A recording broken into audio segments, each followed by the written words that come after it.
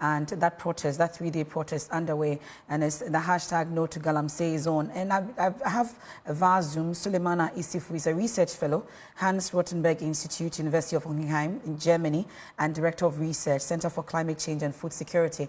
And the issue about, we've heard about water and how we may have to start importing water in the near future.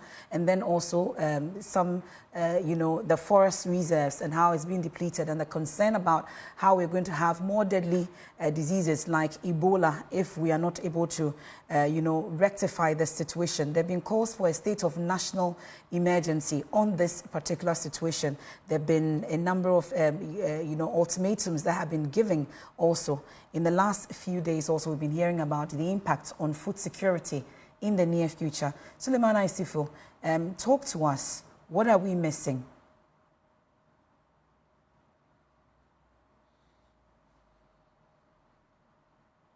Okay, we would have to rectify that situation with Suleimana Isifu shortly. Once we do, we'll be able to bring, it looks like we have him now. Suleimana, can you hear me?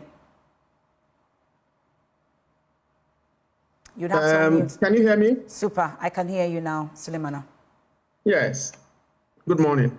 Good morning. You are talking about the food security, the impact on food security if Ghana is not checking the issue about illegal mining. Yes, so on food security, we have to distinguish the issues into about two components. So the first component is about food sufficiency. And we are trying, for example, to map to see if crop production has been going down in the Galamsey endemic areas over the period. And yes, we've seen some decline.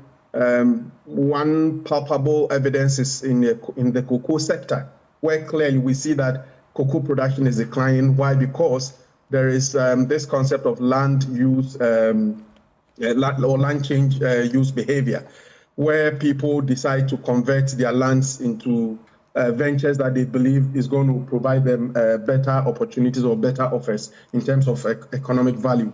So farmers are beginning to, for example, convert their lands into Galamsey areas. And in some cases, their lands have been taken over forcefully by the Galamseyers. And we've seen examples with Asha Juan and her gang, where Asha Juan used to take lands from people who were not willing, or farmers who were not willing to sell their lands to her for her nefarious Galamsey activities. So in terms of food security relative to sufficiency, where we can depend on the smallholder farmers to produce enough to feed us as a country, there is a decline. And recently, if you realized, when there was this drought spell, and I mentioned this on one of your programs, that if you want to see the failure of a government intervention, it is when that intervention fails to come to the rescue of the country when the need be. Yeah. An example is a planting for food and job.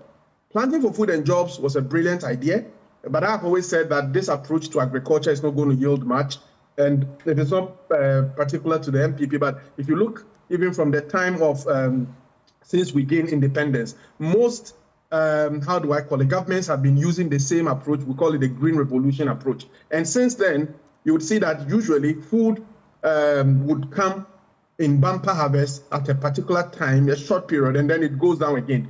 And now when we had a drought spell, you see that just 2 months of drought spell collapsed our food system to the extent that government needed over 8 billion to be able to rescue the situation and stabilize the food system. Otherwise, Ghana was going to be plunged into famine. And this, there is no doubt, per our tracing analysis, there's no doubt that Galamsey has contributed to this. So that is the first part. Okay. The second part is the food, what we have categorized as food pollution potential. That is the safety of your food system, right? So how safe is your food system? Does Galamsey have the potential to pollute your food system? MFA, the answer to this question is yes, because there are scientific evidence to prove that Galamsey areas have heavy metal concentrations beyond the World Health Organization threshold in the soil, in the water, And then in some cases I've reviewed studies that have found traces in the food crops. And there is evidence to prove that plants have the ability to take up heavy metals like mercury, like lead, like arsenic, and all these heavy metals. So now the question is that there have been continuous evidence, or there have been evidence to prove that these heavy metals are finding their way into the human system, as has been demonstrated by Professor Sampeni and a host of others. And I think 2 days ago, the Council for Scientific and Industrial Research, CSIR, also issued a statement where they directly say that Galamsey induced cancers across the country is about 24,000 per annum. So it is now, the evidence is so clear that heavy metals are finding their way into the human system. Now the question is, how are they finding their way? Is it through water? Is it through inhalation? So is it through, for example, ingestion? Is it through the dermal system, that is the skin, by way of direct contact with the heavy metals? And that is where we need scientists who are epidemiologists to be able to help us to trace exactly where these heavy metals are coming from. Is it because the Galamsey areas, for example, people are inhaling heavy metals? Or is it because people are eating foods that have been contaminated with heavy metals? Or is it because they are drinking water that has been contaminated with heavy metals? This question must be answered by epidemiological studies. What we have done so far is to focus on the food system and then ask ourselves, according to the Ghana Food and Facts data provided by the Ministry of Food and Agriculture 2021, and normally they will produce a list of districts that have that contribute to Ghana's food basket. So usually they'll provide you the data of the first 10 districts. So what we've done is, okay, go into the first 10 districts, look at those that are Galamsey endemic within the first 10, and then trace or ask yourself, what could be the proportion of their contribution to Ghana's food basket? Bear in mind, MFA, that the food crops have the potential of taking up the heavy metals. So we have developed an index known as the food pollution potential. And I think your producer showed some of it, and we are doing it for almost all the crops. And we did, like, this is for sorghum, for example. When you look at the food pollution potential of these districts, meaning that these are districts that fall within the first 10 districts that are leading producers of sorghum. What is their proportion of production in the entire scheme of affairs as far as sorghum production is concerned? MFA, we have a humongous 11.45%, meaning that these districts, their potential to pollute Ghana's sorghum, that is the beans that you use for your, how do I call it?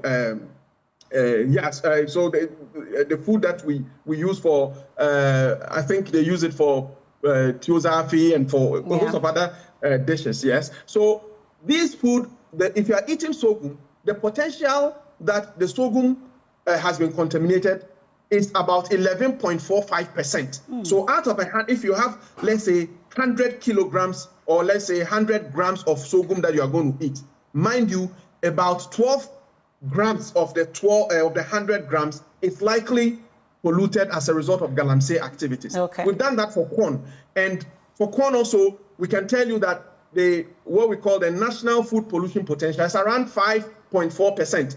So it means that if you take 100 grams of corn, if you're going to eat 100 grams of corn by way of making, let's say, banku or whatever food that you're going to make out of the corn, about 6 grams of that 100 grams is likely to be polluted because the corn could be coming from these Galamsey endemic areas that we've mapped, right? So this is a very serious matter, that our food system, first of all, we've established that crops have the potential to take up the heavy metals. And secondly, we've been able to trace that most of the top 10 producers of these foods, some of them are Galamsey endemic areas, which means that they are likely to pollute your food system by a certain margin or a certain percentage. Sulemana, would leave it here for now and definitely make time to go through the entire study and your findings. But that's a situation of doom and gloom. If indeed our crops are able to take up these heavy metals, we should be concerned. The more reason why the hashtag is still on No to Galamsey. And in the last few days, we've been hearing from every institution that there is. We've heard from the Ghana Atomic Energy Energy. We've heard from the CSIR, Aquaculture Group, the fisher folks, amongst others, all raising concerns about this, Galamsey menace, and something ought to be done about it immediately. Maybe I'll stay on Zoom and then I'll come to the studio and wrap up on this. Dr. Angela Gabnabwaje, if you're still with us, maybe in wrapping up on the issue about no to Galamsey, since the calls increased or intensified, are you happy with how government has handled this particular issue, even though ultimatums have been given and yet to elapse in terms of declaring a state of emergency? MF, I don't even know why we are talking about this. I think, properly speaking, we should all be on the streets by now. And it isn't because we don't like the government. It is because by now we should have a state of emergency declared concerning Galamsey. The existential threat is so real. We don't realize that we are actually breaking almost every known human rights provision in our constitution by Galamsey. Apart from probably political rights, almost every one of those rights that we have put in our own constitution, the nation is breaking those rights. Children are leaving school to do Galamsey. And even children who are not in Galamsey areas are transporting themselves into Galamsey areas to do Galamsey. Women are being sexually molested, abused, used in Galamsey areas because they are at the bottom of that whole line, chain of supply, doing koli and being exploited because of their poverty. Galamsey, even the criminal dimensions of it is baffling. We should stop talking about it. We should all be on the streets. And it isn't a demonstration against the government, but against inaction. By now, we should have a state of emergency declared. My mom at 90-something lost her farm because it was taken away by Galamseyers. I lost a nephew-in-law through Galamsey. It's very close to home. And that's all we can say about it. I'm really tired of talking about this. I'm sure everybody should be at this place now talking about Galamsey. That emergency, the state of emergency must be declared. Is Bashiratu still with us? Maybe so I wrap up on Zoom, then I come to the studio. Okay, so Bashiratu is still with us. You've also had it?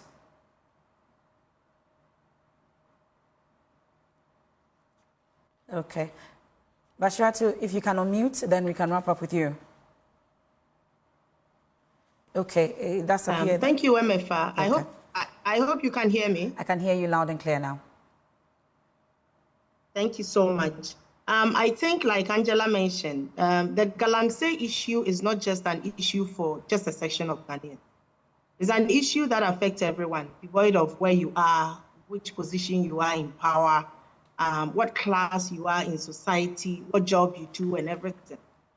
Because their lives at risk, and whether directly or indirectly, we are all taking a hit of whatever the repercussions of Galamsey is in Ghana. Now, I like that Dr. Sulemana mentioned the issue of security. My union, the Agricultural Workers Union of TU, have been having cases where farmers are giving out their land to Galamseyers, not because they want to, but they are coercive means where they get lands that are they get farms that are surrounding your farm, and they get all those farms, and you have no access to your farms. In the end, farmers are forced to give up their own land to these Galamseyers. There's also the issue of safety and health of workers, of community, the environment we are polluting, and otherwise. Even in instances where we are dealing with multinational corporations and they are doing responsible mining, we still have issues of safety and health, talk less of an unregulated mining. So we are dealing with issues around women's biological and reproductive rights, women's ability to get pregnant, miscarriages, irregular menstrual cycle, men becoming impotent. There are a host of issues that we are dealing with, even on site where we have responsible mining with multinational corporations, or even in agricultural production. Talk less of instances where we have people using chemicals that are banned and we are all being exposed to such chemicals. We have women who are getting pregnant and delivering prematurely. We are women who have become barren as a result of coming into contact with certain chemicals that are being used on site. And this is unregulated. We have seen videos of children who are playing in rivers that are polluted. Women going there to fetch water, and the repercussion trickling down to everybody at the end of the day. Then I think that the economic burden, we are also not talking about it much, because at the end of the day, if government decides to say that, well, we are reclaiming the land, we are putting systems in place, we are doing this, it's still going to be about money. Money that could have been channeled into doing something beneficial. We have sat and looked on for people to abuse the environment, for people to do what they are not supposed to do. Law enforcement agencies do not also have the capacity, because in most of the instances, they have no resources or limited resources in that regards to fight it. Then finally, let me talk about the issue of cocoa and say that in the past, we have had an instance as a country where the European Union market nearly blacklisted Ghana's cocoa because they claimed that Ghana was using child labor to produce. It took a lot of work to fight this for Ghana to get back to the EU market. We know that our fear, one of our major fears, is for us not to get to this point again, where Galamsey becomes the reason why our cocoa is banned from entering international market. What are we going to be doing with it? Because in any case, we have issues with processing cocoa and using it for something else in our own country. So if we are having some of these issues coming up, we all have a responsibility as Ghanaians to speak up. And if you travel via airline and you are traveling from Accra to Takoradi, you will cry, MFA. Yeah. When you look down through your window, it is not a sight to behold. Okay. It is so pathetic what is happening to our environment, what is happening to us as a nation. And currently, water is even expensive. Because how much is a sachet of water for the ordinary Ghanaian? How much is a bottle of water for the ordinary Ghanaians? So if we are heading to a time where we have to buy water more expensive than it is now, it means that nobody is safe in this country. Then finally, let me say this, that MFA, it is important for us to distinguish between artisanal small-scale mining and Galamsey, so that we do not end up collapsing the whole economy. Because artisanal small-scale miners have been doing their work for a very long time, and they have coexisted with other sectors within the same enclaves, and nothing has happened. Okay. But if we are boxing artisanal small-scale miners and Galamseyers together, I think we are also headed for Zoom.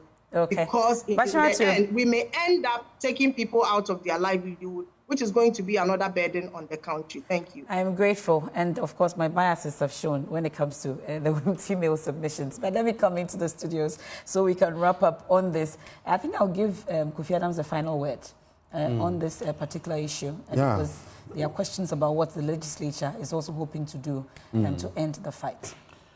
No, I think everybody is raising concern because we've reached a point where I don't think government has control anymore. Yeah. This community mining scheme is probably even made it worse because we just don't have the capacity to regulate the sector, and it's getting worse. So there has to be a way in which we put a break to try and sort ourselves out. So we cannot keep the pollution going because, as all the scientists are showing, you cannot boil the water, to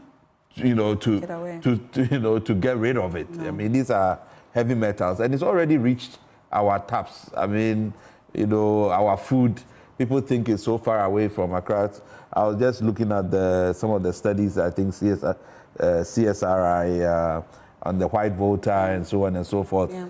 It's already an environmental disaster for us. So if there's any reason at all, I mean, I know there's a lot of the elections and politics. That's what some politicians are thinking about when they are thinking about livelihoods of people and all of those things. The same people that they are talking about the livelihoods, those same people are going to get sick. They are, the kinds of things that they are consuming in those places, the health impacts on their life. All the monies that they are getting, they'll be dead in a couple of years. It's not in their interest to continue to do the Galamsey that they are doing. So I think government has a responsibility. The society is saying we have to put a break and do something about this now. Okay. And I think this quivering that government is doing is unsure. The science is there. Everybody is screaming that we need to take action. No. And I think government needs to be decisive. We cannot continually hold on to politics and kill ourselves. I mean, I don't know how that is a choice. How can that be a moral choice for us? Okay. So we are all calling on government that this is a time to take, that's the responsibility of government, to make a break. Forest mining, all those things has to stop, and so that we can sort ourselves out. And if what we need to put breaks, we have to put in place now and not later. Mr. Kofi Adams. Well, it's very clear. The fears being expressed by panelists is already here with us. Yes. And we must not continue to pretend and think that we are not facing those challenges. There's already food crisis situation in many of these communities. Yeah. They now must import foods that they used to get from the community. You can no longer get contumely and all those things that were growing naturally. Once you clear the area, it's not happening. They are not cultivating. We are losing cocoa farmlands, and so it's even impacting more negatively on the economy. Yeah. When I hear people say, oh, because so many persons are employed within the mining area, you don't know how many jobs you are losing by engaging in this act. So let's do proper and real analysis. But I have received a word from our leader and his commitment that this whole LI 2462, which allows mining in the forest reserves, will be one of the things that will be done away with immediately because it is improper. I have spoken to colleagues in Parliament who were on the Mines and Energy Committee and also Lands and Natural Resource Committee. This LI did not pass through them.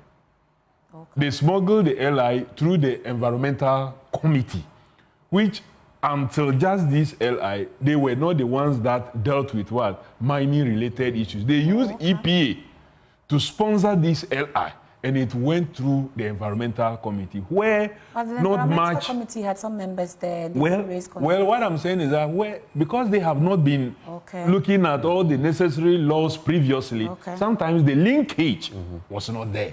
And you see, Parliament is like that. Not all the time would you have all members looking at all the issues. Some of them pass through before even we get to know and the discussions picks up. So this is one such LI that came through a committee that normally was not dealing with some of these issues. But it must be repealed. And the whole mining system, let's relook at it. Let's suspend it for some time. I don't agree with one of the speakers who said the military, we don't have the capacity, security-wise, to be able to deal. It is the will, that's what we need. We have enough men that if truly we want them to work and we supervise them, we can deal with this situation. Okay, so for you think that the military should move in? I believe that we can do it. Okay. I believe we can do it. Okay. We have the capacity. It is the will.